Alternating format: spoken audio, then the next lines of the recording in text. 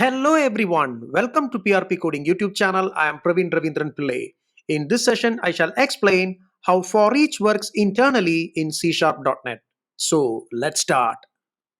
I have created a .NET Console application project and it is opened in my Visual Studio 2022.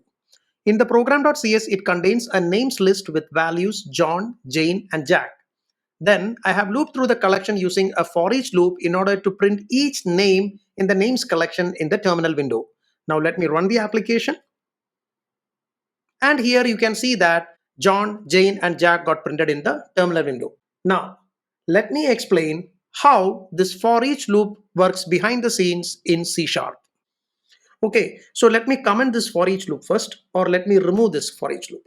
Okay, now behind the scenes, the for each loop code will be converted into this code. Now let me explain. The code starts by declaring an IEnumerator of string variable named enumerator. An enumerator is an object that allows you to iterate over a collection one element at a time. The getEnumerator method is called on the names collection to obtain an enumerator. This method returns an enumerator of string object that points to the first element in the collection. Then it enters a while loop, which continues as long as the MoveNext method of the enumerator returns true.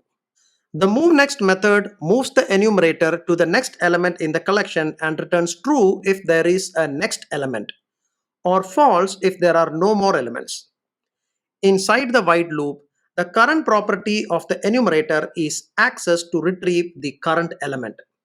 The current property returns the value of the current element that the enumerator is pointing to. The current element, which is a string, is then printed to the console using the console.writeLine. After printing the current element, the loop continues to the next iteration and the enumerator moves to the next element in the collection. Once there are no more elements in the collection, the MoveNext method returns false and the loop terminates. Now let me run the application, press Ctrl F5. And here you can see the output John, Jane, and Jack got printed in the terminal window.